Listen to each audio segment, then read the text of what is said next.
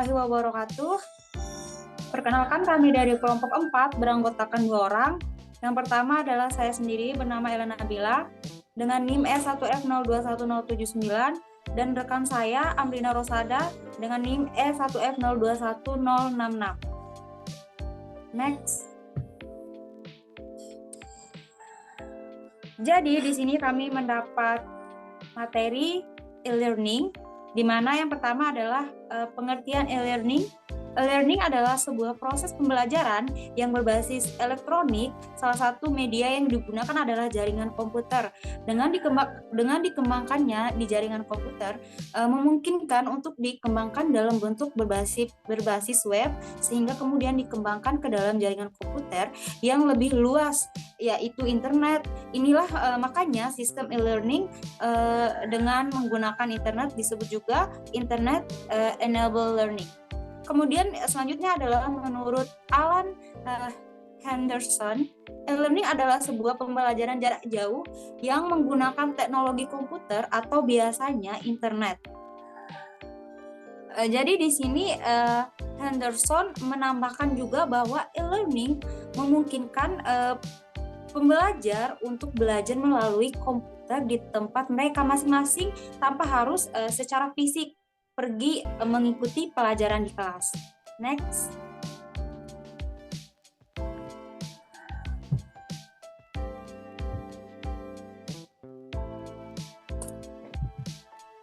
Kemudian selanjutnya adalah jenis-jenis e-learning.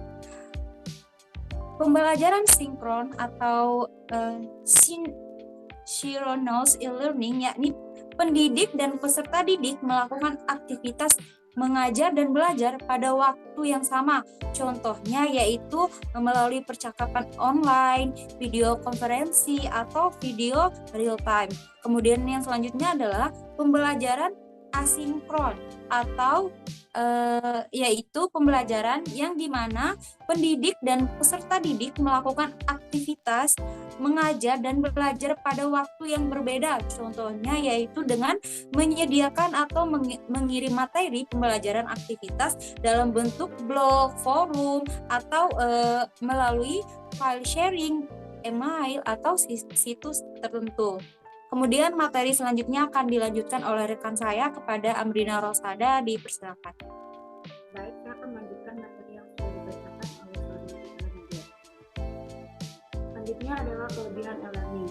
Yang pertama, e-learning meningkatkan keberhasilan pengetahuan dan memberikan kemudahan menggunakan akses untuk sejumlah besar informasi yang dibutuhkan. Kedua, memberikan banyak kesempatan untuk menggunakan forum diskusi antara peserta didik.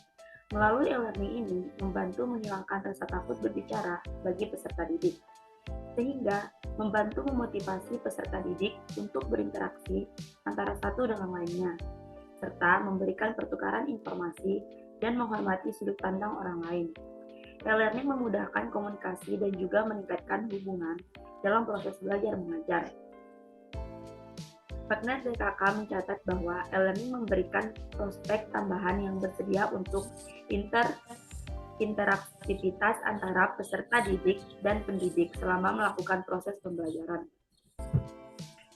Adapun kekurangan e-learning. Yang pertama, dalam meningkatkan keterampilan dalam berkomunikasi, e-learning memiliki efek negatif. Meskipun peserta didik dimiliki pengetahuan akademis yang baik, mereka mungkin tidak memiliki keterampilan dalam membagikan pengetahuan yang diperoleh kepada orang lain. E-learning berdampak negatif terdapat kemampuan bersosialisasi, serta membatasi peran instruktur sebagai direktur dari proses pendidikan. Yang kedua, beberapa faktor yang menjadi kelemahan dari e-learning sendiri adalah teknologi, siswa, fasilitator, dan kurikulum yang tidak siap untuk mengadopsi sistem e-learning. Dan yang terakhir, e-learning sebagai salah satu metode pendidikan membuat peserta didik kurang dalam mengingat dan kurangnya interaksi dalam hubungan dengan orang lain. Karena itu dibutuhkan motivasi yang sangat kuat dan manajemen waktu yang terampil untuk mengurangi efek tersebut. Terima kasih. Baik, terima kasih kepada pemateri kedua.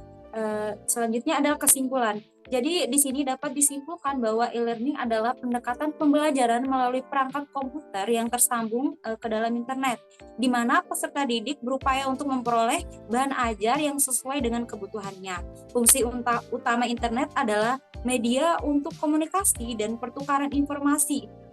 Email memungkinkan kita mengirim surat dan file jenis lain kepada para pengguna internet.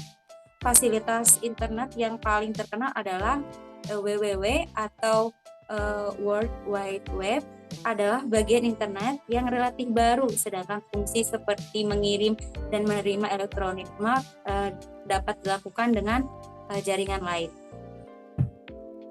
Mungkin sekian presentasi dari kelompok kami. Kami mohon maaf jika ada salah kata. Billahi taufiq wal hidayah. Wassalamualaikum warahmatullahi wabarakatuh.